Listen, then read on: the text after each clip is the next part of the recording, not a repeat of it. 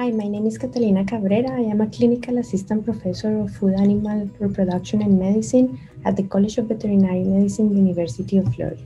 Today, I will be talking to you about heat detection. To start, I would like to make sure that we cover some definitions to make sure that we are all on the same page. Let's start with the estrous cycle. Estrous cycle is the period that happens between an estrus and another estrus. In average, this takes 21 days in the cow, but it goes from 17 to 24 depending on how many follicular waves that a specific cow has. Estrus or estrous cycle is in reference to the sexual receptivity, and it gives you an idea of when the fertility window of that animal is going to be.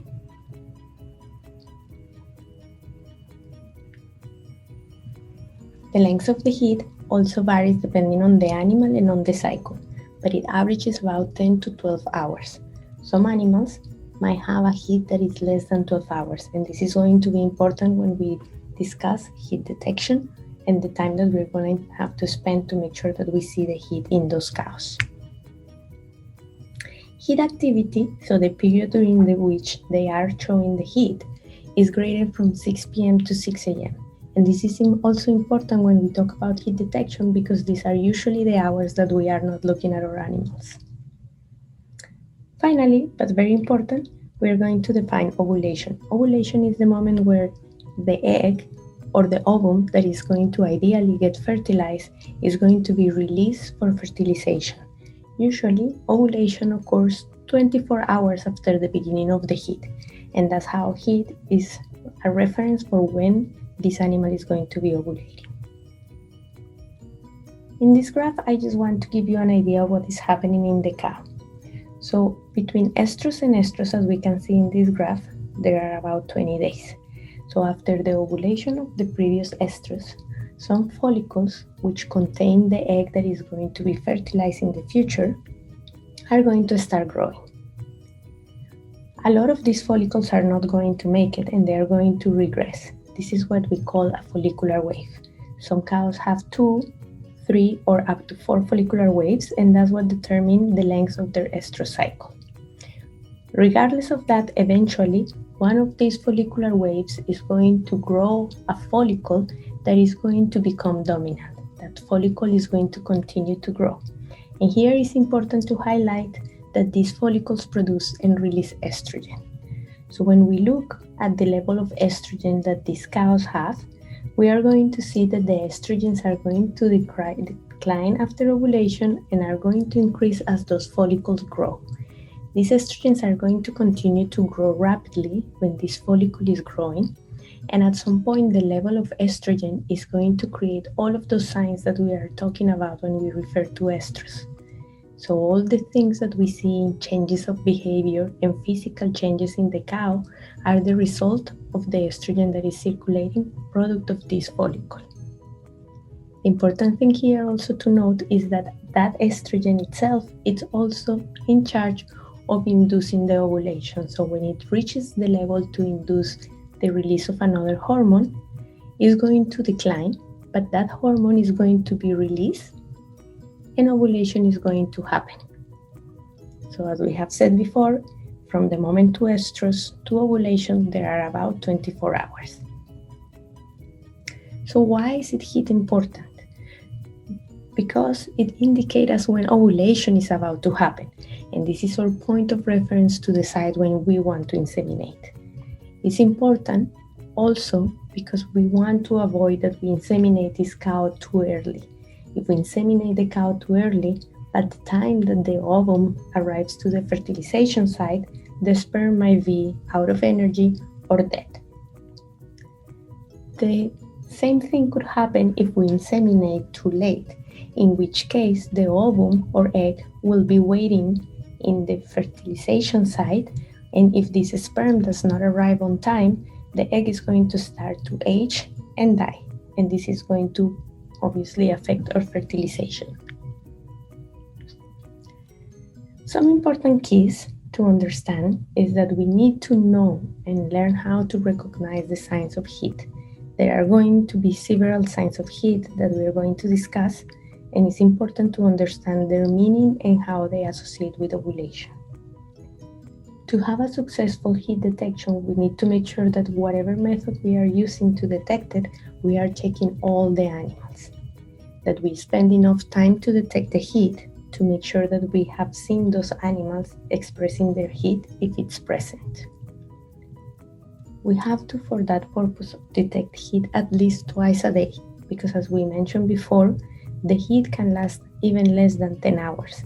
So we have to make sure that we check the animal twice a day to guarantee that if they are showing heat, we are going to be able to see it.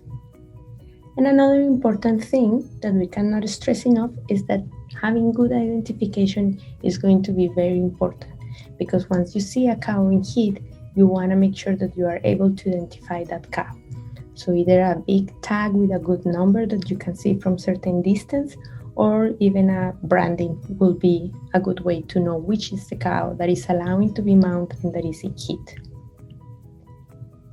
Keeping records is also very important, because you can control when this animal cycled for the last time, write down when and at what time you saw it in heat, and decide based on that when to inseminate it. So very recommended that you keep good records of your herd. Some factors that affect that some of these animals are able to express their estrous behavior are heat stress, which is something that we all know that is an issue in Florida. So some of the animals that are not well adapted to the heat might not express some of these behavioral changes because they are stressed with the heat and prefer not to move around too much.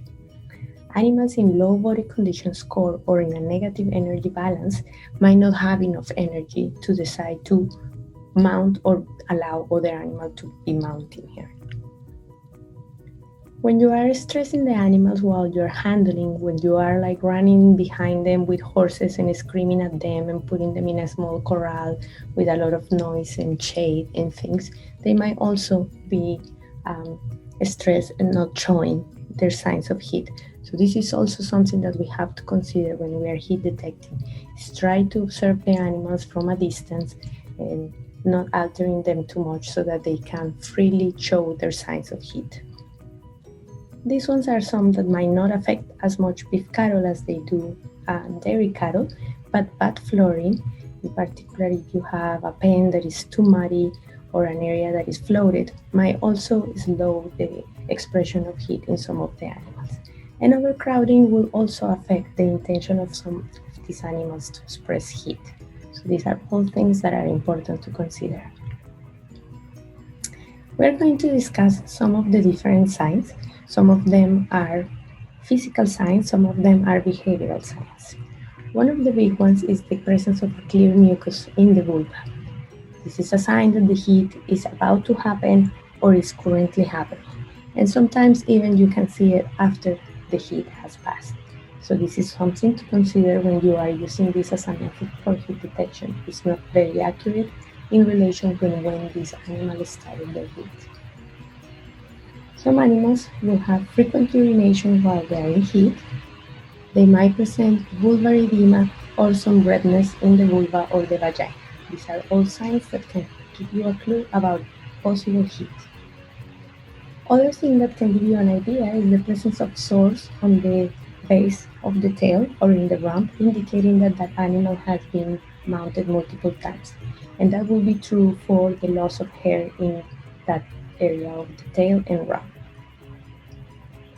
Some secondary signs of estrus are decreasing milk production, which of course is more relevant in dairy cattle or more evident in dairy cattle, decreasing food consumption, and you will see that usually the animals that are coming into heat are going to form a sexually active group, where a lot of them will be mounting each other.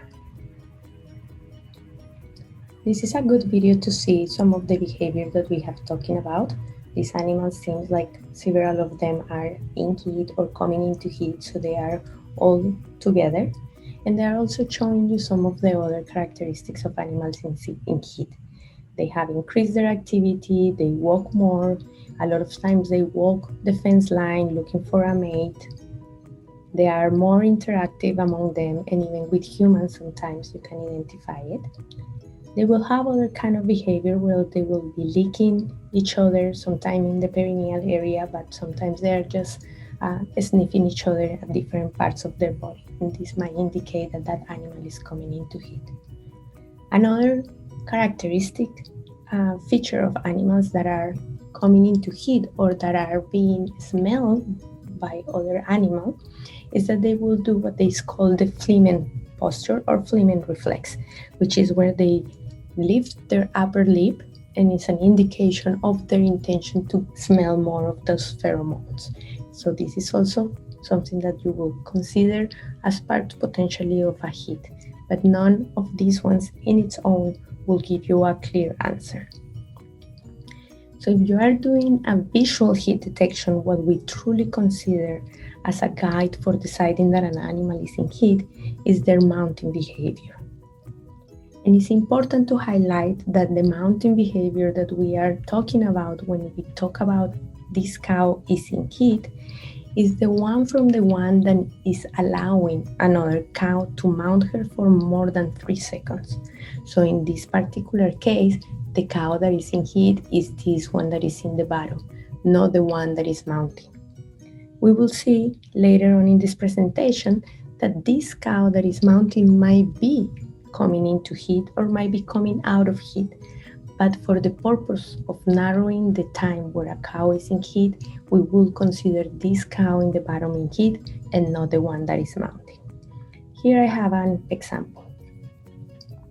In this video, you can see that the cow is interested, looking around, walking by the fence. The bull is behind. The bull is already starting to show also some interest, is hanging out with her.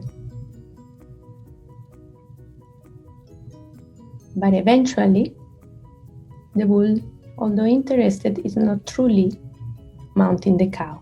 Yet the cow is mounting the bull.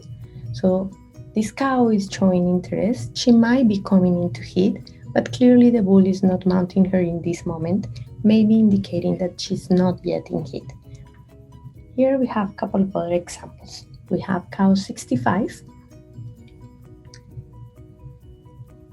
And we can see that she's being mounted. When we look at who is mounting her, she's being mounted by cow 68. Is cow 68 in heat? We don't really know. She might be, or she might be coming into heat. But at this point, we are going to consider only cow 65 in heat. As you continue to look at your animals, you're going to see that there is another cow mounted. And you're going to have to believe me here, but that is actually cow 68. So yes, cow 68 was also in heat. Yet we will not call her in heat until she has been allowing another cow to mount her.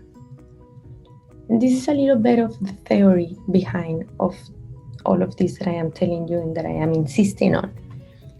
When we look at heat, you can see here in the bottom, heat determined as the moment from when a cow allows to be mounted until ovulation happens.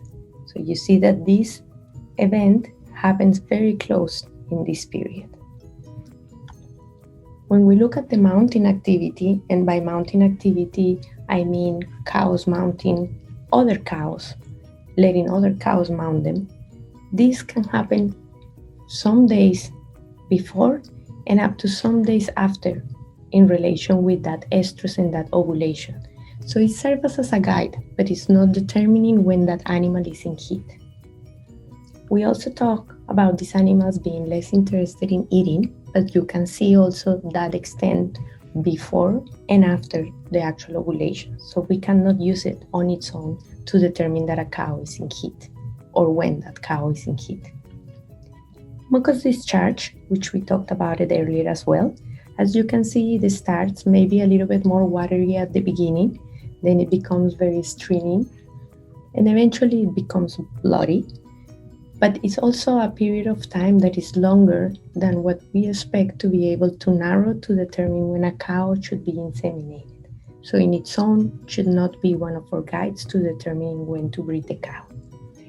And finally, walking, as we mentioned also earlier, these animals are going to increase their activity, are going to move close to the line, to the fence, and are going to increase their activity. But they do it a few days before and a few days after the heat. So what we are going to do to be able to determine that those animals are really in heat, that are letting other cows to be mounted, is several options here. One is to use only observation. So if you do only observation, you have to make sure that you spend at least 30 minutes in the morning and 30 minutes in the afternoon with all your cows to determine that these animals are letting other cows mount them. This is challenging.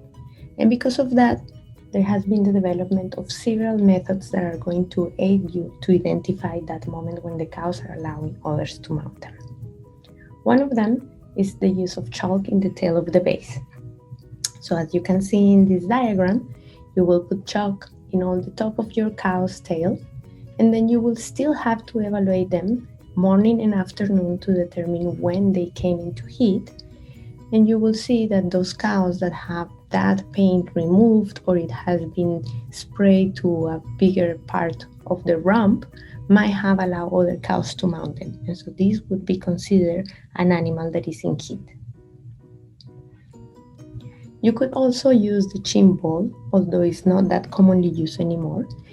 What chin ball is basically this roll-on that you could put in a bowl, and it contains paint. So same thing. When you look at your animals in the morning and in the afternoon, you will be able to identify those that have paint. Didn't have it this morning, but now they have paint, indicating that they came into heat during that period of time. You can use this bull intact, but that will determine that potentially that cow is going to get pregnant with that bull, and it also might have complications with the transmission of venereal diseases, because this bull will be mounting several cows. Alternatively, you could do a vasectomy, which will not interrupt the possibility of venereal diseases, or you could use alter bulls, in which case you could do a penile deviation, so the bull will mount, paint the cow, but will not risk the possibility of transmitting venereal diseases or getting them pregnant if that's what you desire. A couple of other alternatives are the use of pedometers and some activity monitors, and we're going to talk about this in a little bit more of detail because it's some technology that has been advancing lately. And we are going to also talk about some pressure devices, and I'll show you some of the commercial devices that are available and how these ones are actually one of the most used in beef cattle. Just to give you an idea of how the pedometers work, you will put these pedometers in the leg of the cow. These cows are going to move around and are going to increase their activity. These pedometers are signaling these antennas that are located at different distances in the hair area. And then this antenna is going to send a signal to your computer. And in that case, you're going to be able to see when a cow increases their activity, indicating that that cow is in heat. The disadvantage of this method is that depending on the extension of your herd or where you have your animals, you might require several antennas. And so this is something that is more commonly used in dairy cattle. It has been researched in beef cattle, but the limitation is the distance. Another similar device in the sense of the use of an antenna is this one that uses collars. So what you can see here is the device with the collar in the neck. So this is taking into consideration the eating of the animal and also the increase of the activity and the walking of the animal. So with the use of those two things, these collars are going to be sending the information through antennas as well and telling you when these animals are increasing their activity and are decreasing their consumption, indicating that they are in heat.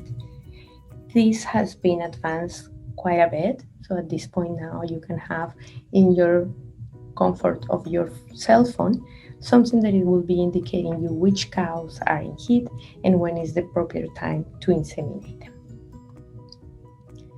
This is an image of that in the computer. just showing you how these cows will be presented in your computer. Another technology that uses pressure, not necessarily the activity of the animal, is this one that is called heat watch. So what you're going to be using is this patch. This patch is going to be put at the base of the tail in the rump area. It's going to be glued there. And this is going to send a signal to an antenna if this cow is mounted. So when this antenna receives this mounting effect, it's going to send the signal to the computer, and you will be able to identify that that cow is allowing to be mounted and that she is in heat. Now we're going to talk about the two that are more commonly used in beef. One of them, the commercial name is Camar. What this is again, based on the fact that these animals are going to be mounted, you are going to put this small device in the rump. Before it activates, it will look like this, in kind of like a white translucent color in the inside. You will put it in the rump of the cow. When this cow is mounted, there is going to be a break of some of the material that is inside this chamber. And when that material is broken, this is going to change color and it's going to become red. So you can see it here how it would look when it's activated. So if I look at my cows in the morning and they have this white or translucent, and I look at them in the afternoon and it's red, I know that those cows in particular have become or have reached heat, and I will be able to estimate when is the best time to inseminate them. The other one that is relatively commonly seen in beef cattle is the estrotech, and you might have heard about this in some of the synchronization talks. What this happens, or how this works, is that it basically works like one of those scratching things that you can buy in the gas station for winning prizes. So it's a patch that, again, it's glued in the rump of the animal at the base of the tail. It's usually covered with this silver paint, but underlying there is another color. So you have them in different colors: red, yellow, green. As this cow gets mounted, this silver paint is going to be removed, and eventually you will be able to see all the color, indicating that that cow has allowed several mounts. So if you were to look at some of these, for example, this one has a couple of changes, but not enough. So it might have been something that has happened just by moving their tail.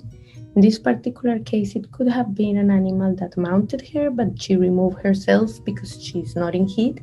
But anyway, it was able to remove some of the paint. So this will be a negative as well. And from here on, if you see any of these patches becoming this red or having removed so much of that silver, this will indicate that these animals are in heat. So here I have a couple of videos to show you. This is a herd that is synchronized, and you can see that most of the animals in the herd still have the silver patch. If you look in more detail, you can see that some of them, 93, good ear tag, is in heat.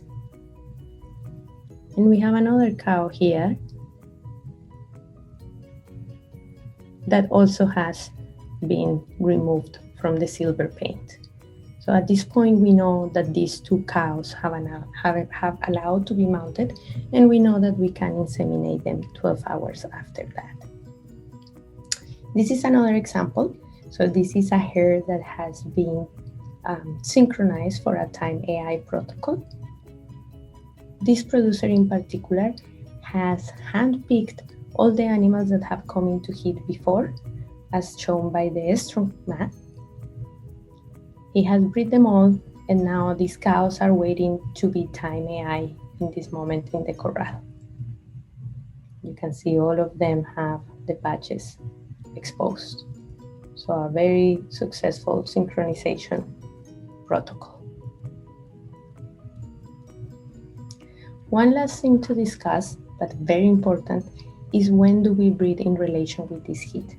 So we said that ovulation happens about 24 hours after the beginning of the heat. Since we are not sure when we are really starting to see that heat in relation when it did start, the common rule is to breed an animal 12 hours after you have seen it in heat, and with that you will be covering most of the period that needs to be covered to guarantee that you're going to have a good conception rate. So in this chart, what we are seeing here is probability of conception and duration of the heat in hours. So as we have mentioned, and I have get you tired talking about it, we will have some time at the beginning where they will start showing some signs, and sometime at the end of the heat where they will show some signs, but truly during the period when they are mounted is that we consider it in heat. So if we assume that the animals are starting in heat here, and we inseminate them 12 hours later, you see here that we are falling into the time where we are going to have or higher chances of conception. If we do it too early, those chances of conception are going to decrease, and as we get farther into that heat, our chances of conception are going to decrease as well. So just remember that rule. You see an animal in heat in the morning, you breed it that afternoon. And if you see an animal in heat that afternoon, you breed it the next day in the morning. Here I just wanted to highlight a couple of things that might be obvious, but you might notice that some of your animals are not coming in heat. So it's always important to think about what are the reasons why this animal is not coming to heat. And this might be silly, but it's true. This is the most common cause for an animal not to come into heat: pregnancy. So that's something that you have to consider when you don't see your cows in heat. Postpartum and estrous. You might be familiar with it because it's relatively common in beef cattle. So when these animals are nursing or are being nursed, they will not come into heat. They will have an estrous that a lot of times will not stop until you wean the calf. So it's important to consider that. Cysts, although not that common in beef cattle, could be a possibility of why a cow is not showing heat. And if the animal also has a bad body condition score and a negative energy balance, the nutritional estrous is something that will happen. The cow will not prioritize reproduction if she does not have enough demands to survive. In other cases, the animal might be cycling and you are just not seeing the heat. Possible reasons are because lameness. So if the animal is lame, she might not be allowing other cows to mount her, or she might just be away from the rest of the group. As we mentioned at the beginning, if the environment or the flooring is not adequate, animals might resist and might not express heat as much as they should. And then, big deal as well is human error. So a lot of times we are missing heat. And for this reason is that it's very important to understand how heats look like and what are the aids that are available to help us identify those heat. I just wanted to highlight a couple of things just as way of a summary. Good records and good identifications are very important for your project and program to work. Breeding at the right time is as important as any other step in your intention to get your cows pregnant. If you breed in the wrong time, it doesn't matter that your semen is good. But any combination of these ones, failure on the insemination technique will cause that you have failure in your program, even if your semen quality is good and you are breeding at the right time. So please keep in mind that any of these factors is going to affect your results and give them as much importance to all of them. Find the best heat detection aid for your operation. I mentioned several different aids that are available, and they are not going to fit all the different production systems. So there might be something that is more adequate for you than for your neighbor. You would like to identify which one is those. You might try several until you identify that one that is more appropriate for your production system. This one, breed cows 12 hours after the observed heat, also mentioned before. And remember that heat detection can be used in different circumstances. You might have a small herd and a small piece of land and enough time to look at your animals morning and afternoon and just breed on natural heat. And that's a completely acceptable way to breed your cows. You could also use heat detection as part of a heat synchronization protocols. You will see, or you saw already in the synchronization video, that some synchronizations synchronize the heat but not the ovulation. So they rely in your heat detection tools. So it's another moment where you will be using heat detection. And last but not least, you can improve the results of your time artificial insemination if you have synchronized a group of cows and you start breeding those that come into heat earlier. You can get those cows potentially bred earlier and pregnant earlier because they are ovulating before the rest of the group. And then eventually the rest of the cows can be time AI on the right time at the right moment if they had not come into heat earlier enough for you to breed them apart. Thank you. I expect and hope that you have got some knowledge out of this video. If you have any questions or comments, please send me an email or contact your extension agent. I would also like to thank some of the people that contribute with some material that I presented to you today. That will be Dr. Amaral, Dr. Vitar, and Dr. Gonzalez.